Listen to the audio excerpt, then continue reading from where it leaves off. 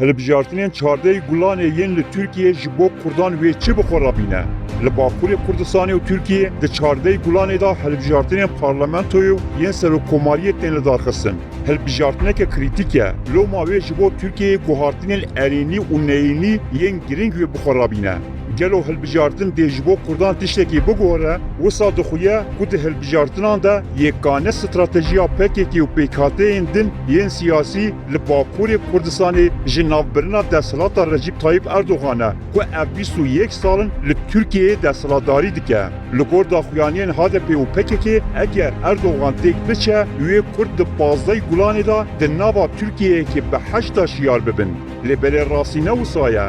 Cêwazên mutefekkirina Kurdan wekî ku em ê bi wê hilbijartinê şoreşê bikin tenê xapandina Kurdan û bi qedera wan lîstine. Ji ber ku ketxwarî û mêtîngerî li Bakurê Kurdistanê bi Erdoğan dest pê nekiriye û bi Erdoğan jî bi dawî nabe. Bakurê Kurdistanê roja komara Tirkiyeyê ku di 29 Cotmaha 1923 de hatiye damezrandin heya îro dagirkiriye. An ku bindestiya Kurdan tenê bi Erdoğan dest pê nekiriye. Ji bo wê jî guhartina hikûmet, serokwezîr, serokkomar û meclisan Kurdên Bakurê Kurdistanê ji bindestiyê rizgar nake. Encama tu hilbijartinekê nikare Kurdên Bakur rizgar bike. Pirsgirêka Kurdan ne tenê bi hikûmetan re ye, bi mantık û prensîbên damezrandina dewletê re ye. Li aliyê din PKK bi salan dibêje ger hikûmet bigore em Kurd wê rizgar bibin. Lê divê Kurd li dijî mantık, felsefe û prensîbên avakirina dewleta Kemalî şer bike.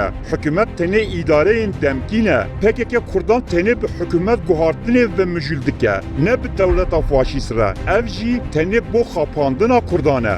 Bêguman di hilbijartinan de hêza Kurdan dikare teqoşîna Kurdan bihêz bike.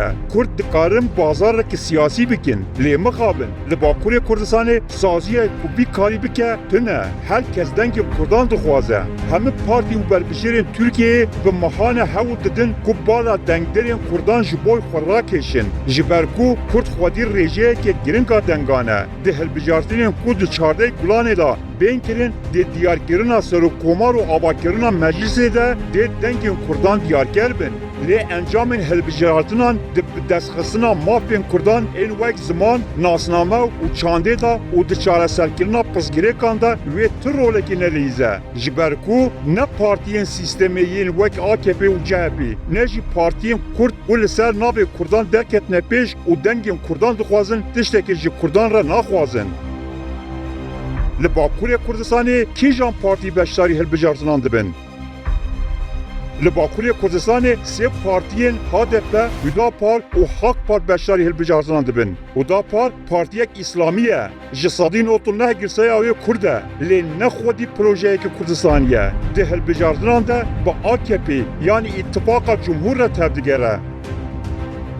Hakpar xwedî axaftinên Kurd û Kurdistanê ye û federasyonê ji bo Kurdan wekî sîstema çareserî dibîne. Lê rêxistina wê qelse û xebatên wê yên beriya hilbijartinê pir lawaz e. Lewma naê pêşbîrîkirin ku ew encamên hilbijartinê biguhore. HDP girseya wê jî sedî notû neh jê Kurd e. Piraniyan dengên Kurdan disîne. Di hilbijartinên berê de 67 kursiyên parlemanê bi dest xistibûn. Nêzî 100 çaredariyên wê hebûn. Li Bakurê Kurdistanê partiya ku herî zêde piştgirî disîne jî ev e. Lê ew bi israr dibêje em ne partiya Kurdan ew û ji bo mafên Kurdan jî ti daxwaziyekê wê nîne. Ji ber metirsiya girtina wê HDP bi navê partiya Çapa Kesk YSP beşdarî hilbijartinan dibe. Ev partî berê wek ihtiyat hatibû damezrandin. Her çend nav guhar dibe jî lê rastî hatibe bixwe ye. Gelo HDP partiya Kurdan e. Ne di hilbijartinan de û ne jî di paşerojên piştî hilbijartinan de HDP ji bo Kurdan nikare destkeftîyan bi dest bixe. Ji ber ku tut daxwaziyên HDP li ser qeziya Kurd û Kurdistanê nîne. Ger hûn li çardeh xalên beyannameya hilbijartinê ya HDP binêrin behsa mavên LGBTî û mafên ajalan dike. Ji parastina jîngehê heta bajêrvaniyê tê de cih digire. Lê di vê beyannamê de kêşeya Kurdan pir sivik hatiye vegotin. Tenê behsa azadiya giştî tê kirin. Di beyannameye HDP da azadî têgeheke ku ne serê wê û ne binêvê diyar nîne. HDP daxwaziya çî dike? Federasyona, mafê xwe rêvebirinê, paydarbûna aboriyê ne diyar ew, pênaseya pirsgirêka Kurd jî nekiriye. HDP ditirse ku bibêje Kurd û Kurdistan. Dema ku ji berdevka HDP Meral Danış Beştaş pirsyara ala Kurdistanê ya li ser mora Papa ya li Herêma Kurdistanê hatiye çapkirin. Hatî kirin wê got Barzanî ew mor çêkiriye. Ji wî bipirsin. Partiyekê ku ji Kurdistanê ew qas ditirse û tiştekî ji Kurdan re naxwaze çima wek partiyekê Kurdî bê dîtin. Ya rast ev e ku HDP tevgêreke ku dengên Kurdan disîne li ser pişta Kurdan dijî. Rihê Kurda yê azadîxwaz û serokxwebûnxwaz pûç dike. Dikujew Kurdan bi hêviyên vala mijûl dike. HDP ji Kurdan re çî dixwaze? Di bernameya HDP da daxwaza azadî û dewleteke serbixwe ji bo gelê Filistînê heye. Lê daxwaza dewletbûna Kurdan nîne.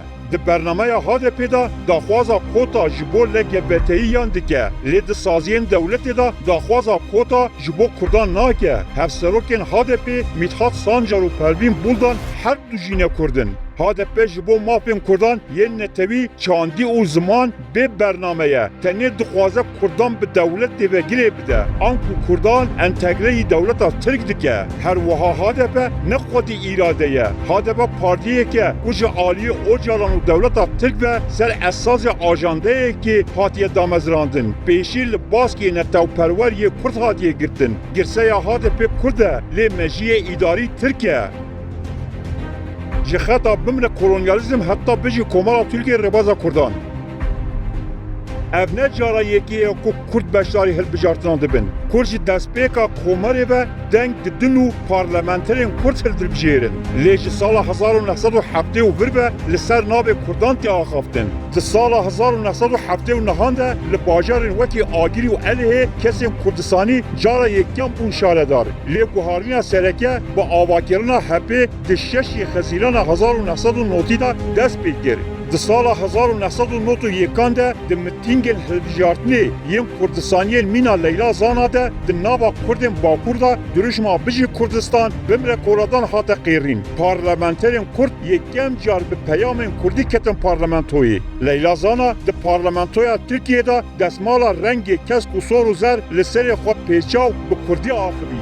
Vê helwesta Leyla Zana kimyaya parlamentoya Tirk xirab kir. Hep partiyek bû ku ji aliyê welatperêzên dilsoz ên Bakurê Kurdistanê ve hatibû avakirin. Lê hem ji aliyê PKK û hem jî ji aliyê dewletê ve hate dorpêçkirin. Hem ji aliyê fizîkî û hem jî ji aliyê fikrî ve hat tehrîbkirin. Hilbijêrên Kurda sala 1991 bi duruşma bijî Kurdistan bimrî koledar diçûn ser sindokên dengdanê. Piştî 8 salan HDP ala Tirkan bilind dike û diçe qadên mitînga. Ev sextekariye, ev tehrîfat li ser bîr û bawariyên Kurdan hatiye kirin. Îro Kurd xwe bi xwe înkara xak û nasnameya xwe ya netewî dikin. Di hilbijartina berbijêrên HDP da jî kesên xwedî fikra Kurd û Kurdistanê di lîsteyê da cih negirdin. Profîla berbijêrên HDP yên di wan hilbijartinan de piranî Tirk, cepên Tirk, çepgirên Kurdan û parêzvanên mafê jinanin. Kesên ku piçekê fikr û rengekê Kurdistanî pê re hebin li derbeyî lîste hatin hiştin.